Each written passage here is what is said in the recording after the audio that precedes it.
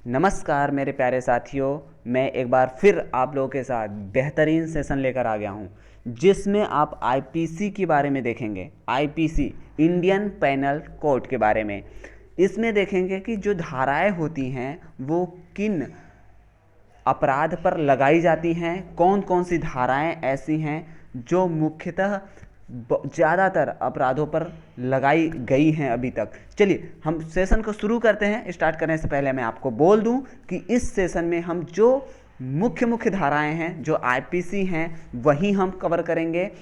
आपको मैं बता दूं कि यदि आप पूरे इस सेशन को यानी कि इस वीडियो को देख लेते हैं तो ज़्यादातर जो धाराएं लगती हैं, जो आईपीसी का सेक्शन होता है, जो दंड का प्रावधान है, ठीक है, वो आपको चीज़ें समझ में आ जाएंगी। चलिए स्टार्ट करते हैं। पहला यहाँ पे क्या कह रहा है कि धारा 307 हत्या की कोशिश, आईपीसी का सेक्शन 307 क्या कहता है? हत्या की कोशिश। अब हत्या की कोशिश यदि आप करते हैं तो इसमें आपको दंड का प्रावधान होगा, लेकिन हत्या किस तरह से? हत्या का प्रयास आप अगर करते हैं तो आपका आशय व्यक्ति की हत्या करना था, परंतु हत्या हो नहीं पाई, इसी को हम कहते हैं हत्या की कोशिश। आपने हत्या करने की कोशिश तो की, लेकिन क्या वो हत्या हुआ? नहीं हुआ, तो उसका प्रावधान है। चूंकि आपका मनसा क्या था? हत्या करने की, इसलिए आपको 10 वर्ष की क्या होगी? सजा मिलेगी। इस कंडीशन में आपको जुर्माना भी हो सकता है, या फिर आपको सजा भी हो सकता है और जुर्माना भी हो सकता है। ठीक है, नेक्स्ट अगर हम बात करें आईपीसी का सेक्शन 302 हत्या का दंड। यहाँ पे देखिए हत्या की कोशिश की बात वो करता है, लेकिन दंड कौन कर देता है? आईपीसी का सेक्शन 302 के तहत आपको दंड मिलेगा। नेक्स्ट अगर हम बात करें आईपीसी का सेक्शन 376 बलात्कार। देखिए बलात्कार जो है वो काफ़ी ज़्यादा भारत में तो बहुत ज़्यादा फेमस हो गया है। अब इसको हम क्या कहें, ठीक है, आप सभी को पता है 376 बलात्कार की बात करता है। हमारा भारत एक ऐसा भारत देश है जहाँ पर आए दिन कहीं ना कहीं बलात्कार होता ही रहता है। ये हमारा भारत का यहाँ के ये जो है ना, ये जो लोगों की थिंकिंग, जो सोच बन गई है, बहुत अजीब, समझ में नहीं आता कि यही वो देश है जहाँ पर नवरात्र में देवियों को कपड़े पहनाए जाते हैं, पूजे जाते हैं, खाना खिलाया जाता है, लड़कियों को, बच्चियों को, मतलब इतना ज़्यादा सम्मान मिलता है। वहीं अगर हम बात देखें, भारत देश, यही हमारा भारत देश है कि, और अगर हम देखें तो लड़कियों के कपड़े उतारे जाते हैं, हमारी माताओं बहनों के साथ बलात्कार होता है। क्यों? तो ये जो है ना, ये लोगों की सोच, जो मानसिकता है, ये बदलनी पड़ेगी।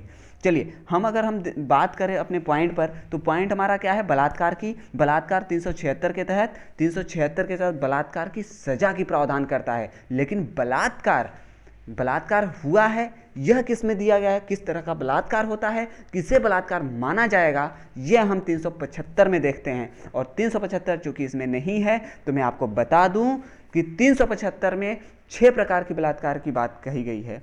कितनी प्रकार की? 6 प्रकार की। आपको मैं पहले भी बोल चुका हूं कि आप हेडफोन कान में लगा लीजिए, सिर्फ सुनते जाइए। क्या? सिर्फ सुनते जाइए।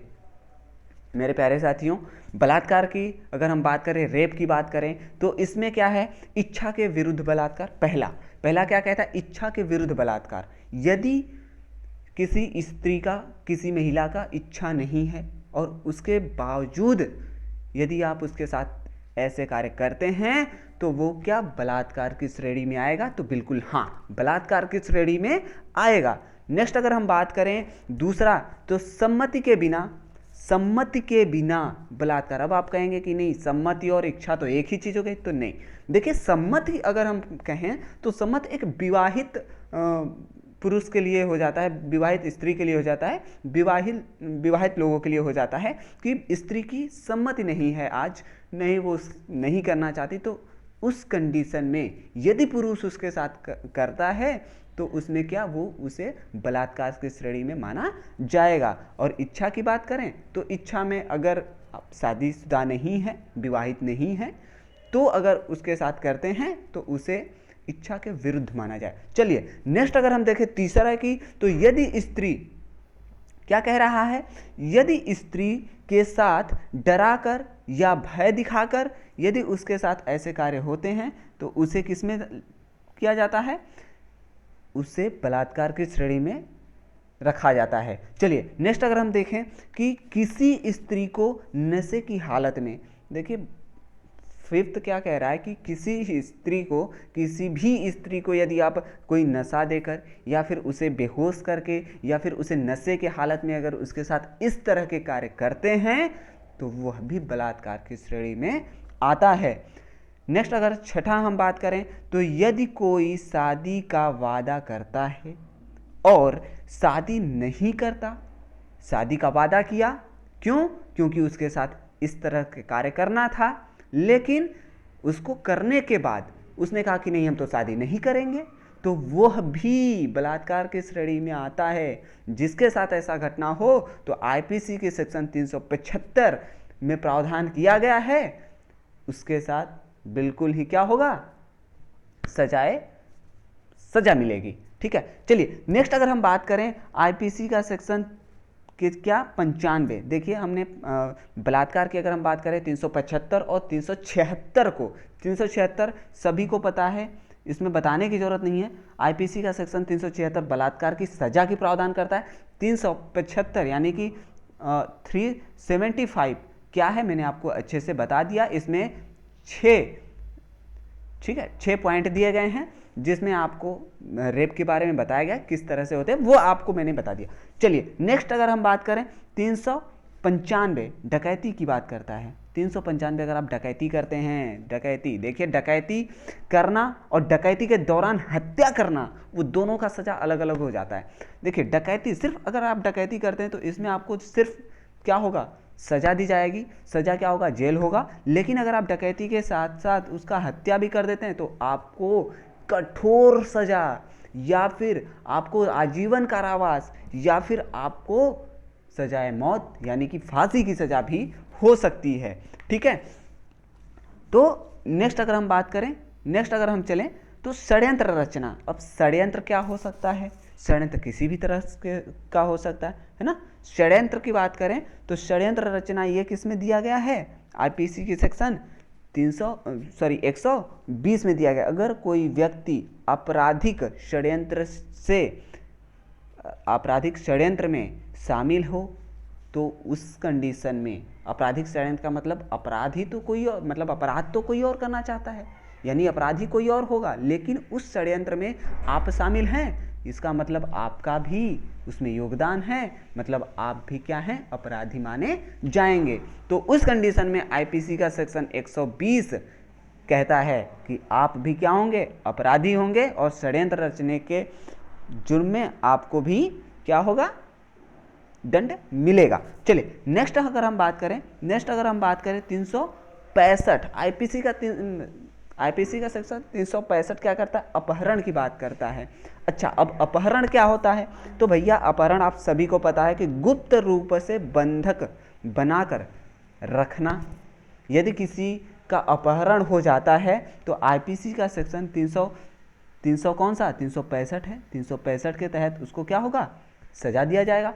इसमें अब आपको अपहरण 365 आपको याद कैसे होगा, अपहरण और 365, देखिए हमारा जो ईयर्स है यानी कि जो साल होता है, ईयर होता है, वो 365 दिन का माना जाता है। चलिए हम 365, यार हम इस तरह से कह सकते हैं ना, यार 365 दिनों क्या होता है, अपहरण होता रहता है यहाँ पे, तो क्या 365 दिन तो अपहरण होता रहता है।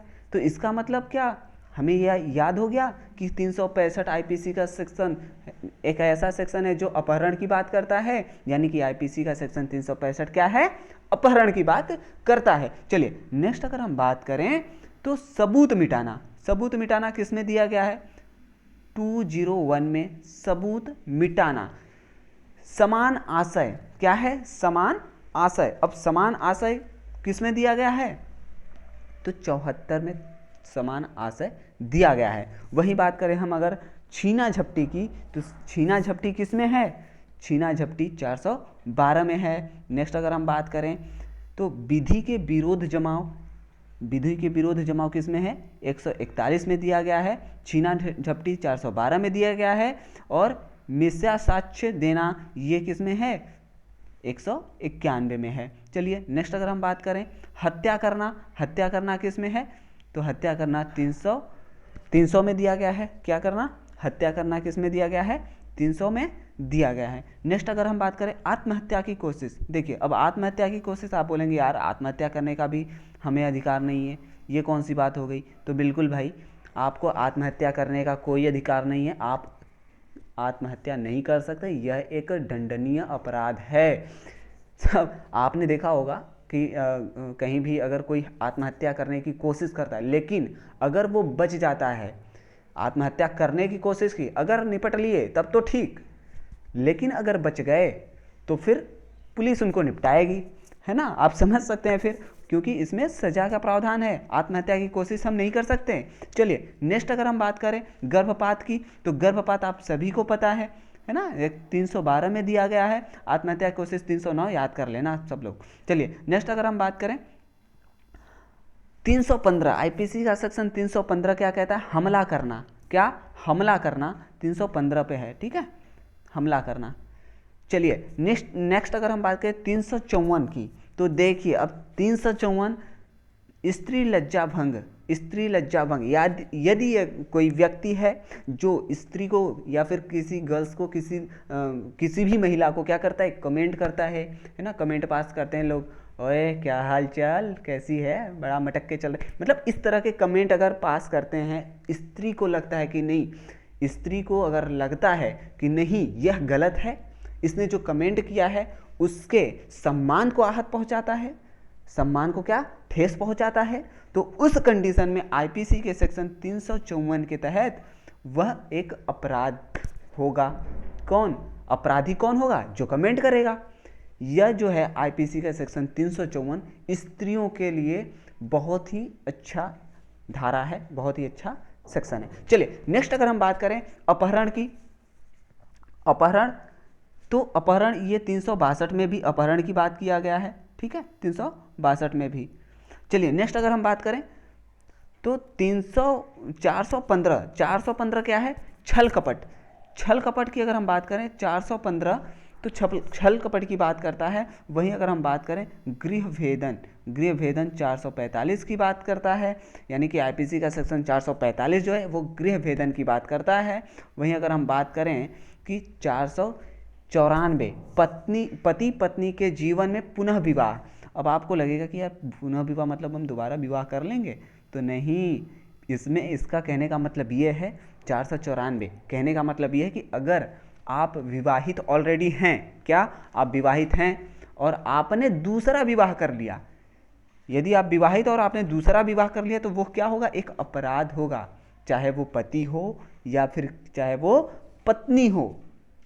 सपोज दैट आप कहीं गए बाहर कमाने वमाने और वहाँ से उठा लाए आप बीबी, किसको उठा लाए, आपने एक अच्छी सी कुड़ी मिल गई, आप उठा लाए। अब यहाँ पे क्या होगा, विवाह कर लिया उससे, पत्नी तो उस टाइम कुछ नहीं बोल पाएगी, लेकिन पुलिस आपको भरपूर तोड़ेगी। क्यों, क्योंकि पत्नी ने क्या किया है, आईपीसी का सेक्शन 494 के तहत रिपोर्ट कर दिया है। अब आपके खिलाफ एक्शन लिया जा चुका है बीबी के तहत, पहले से जो आपकी शादीशुदा बीबी जो पहले से आपकी धर्म पत्नी थी, अब वो क्या करेगी, इंतजार करेगी और क्या करेगी, आप आइए जेल से, फिर हम आपको बेलना से तोड़ेंगे। चलिए, तो ये आपको जाना बहुत ज़रूरी है, ये आपको समझ में आ गया होगा। देखिए बात करें अगर हम 494 की, अगर यहाँ पे बात करें पति पत्नी की अगर बात हुई है, तो मैं एक और आईपीसी का सेक्शन आपको बता दूं कि एक आईपीसी का सेक्शन है 498A।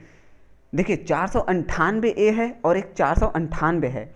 498 क्या कहता है कि विवाहित महिला को आपराधिक आशय से बहला फुसला कर ले जाना या भगा ले जाना, है ना, अपने जो है कब्जे में रखना, या फिर किसी भी तरह से, अगर आप कोई भी व्यक्ति, वो शादीशुदा नहीं है लेकिन अगर महिला शादीशुदा है, व्यक्ति भले ही शादीशुदा और महिला किसी और की है, और उस कंडीशन में अगर आप महिला को भगा कर ले जाते हैं, बहला फुसला कर ले जाते हैं, तो वह भी एक अपराध होगा, उसमें भी आपको 2 वर्ष की सज़ा मिलेगी, ठीक है, और जुर्माना भी हो सकता है। तो इस चीज़ से भी बच के रहें।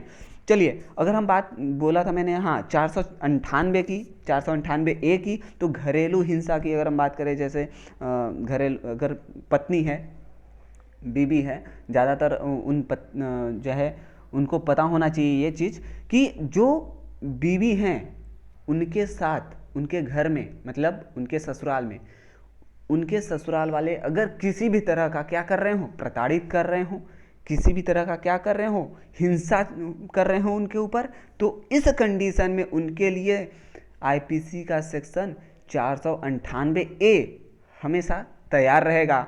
क्या? हमेशा तैयार रहेगा। इसमें दंड का प्रावधान दिया गया है, जो ऐसा करता है उसको दंड कितने साल का हो सकता है? तो 3 वर्ष तक की सज़ा हो सकती है, जुर्माना हो सकता है, या फिर दोनों हो सकता है। ठीक है, या फिर दोनों हो सकता है। हम बात करें, देखिए 171 चुनाव की बात कर रहा है आईपीसी का सेक्शन 171, चुनाव में घूस लेना, चुनाव में घूस लेना की बात करता है आईपीसी का 71। देखिए इसमें 71 में ना, तो 71A भी है, 71B भी है, 71C भी है, और 71 जो है G भी है। तो इस तरह के 71 में कई हैं, चुनाव से रिलेटेड हैं, तो वो हम विस्तार से देखेंगे।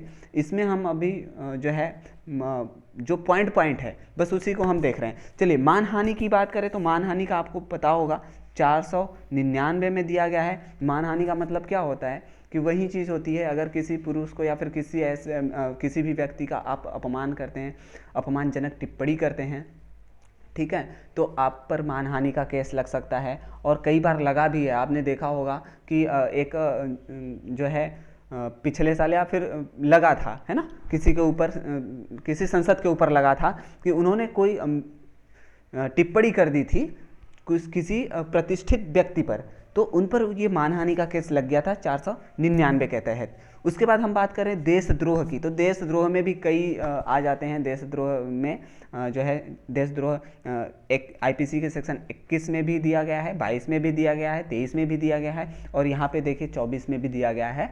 तो देशद्रोह का अलग अलग है कि आप किस तरह से देश के साथ गद्दारी करते हैं। सपोज दैट आप किसी भी तरह का आप देश के विरुद्ध षड्यंत्र कर रहे हैं, युद्ध का, देश के विरुद्ध आप क्या कर रहे हैं कि आप किसी भी बाहरी को युद्ध के लिए क्या करें, उकसा रहे हैं कि हम इस देश से क्या करिए, युद्ध करिए।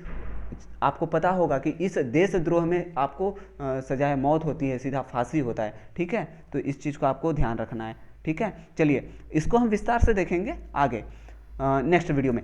धारा 24 बेईमानी की बात करता है। अगर आप बेईमानी करते हैं तो आईपीसी का सेक्शन 24 है। चलिए यहाँ पे हमारा ये सेशन ख़त्म होता है। मैं आपको बता दूं कि इसको आपको सिर्फ और सिर्फ सुनना है और कुछ नहीं करना। आपको जब तक याद ना हो जाए तब तक सुनते रहिए, आपको याद हो जाएगा। और अगर आपको जो इंडियन पेनल कोड है आईपीसी अगर विस्तार से पढ़ना है तो आप हमें कमेंट में ज़रूर बता देना, हम उस पर भी एक अच्छा सा वीडियो बनाएंगे। अभी देखिए बोर्ड नहीं आया हुआ है, अभी ऐसी व्यवस्था नहीं हो पाई है, लेकिन जैसे ही आता है तो हम लाइव आएंगे और अच्छे खासे से समझाएंगे। क्योंकि आईपीसी का सेक्शन बहुत, मतलब सेक्शन ये जो है इंडियन पेनल कोड की अगर हम बात करें, आईपीसी की बात करें, तो इसे समझना तो बहुत ज़्यादा ज़रूरी है। और हर एक सब्जेक्ट कराएंगे। मस्त बिंदास होकर पढ़िए बढ़िया से। हाँ, चैनल को सब्सक्राइब कर लो यार प्लीज़, चैनल को सब्सक्राइब करिए, शेयर करिए, लाइक करिए, कमेंट करिए, और बताइए कि ये जो सेशन है आपको कैसा लगा। और ये कंटेंट आपको हमारे टेलीग्राम चैनल पर मिल जाएगा।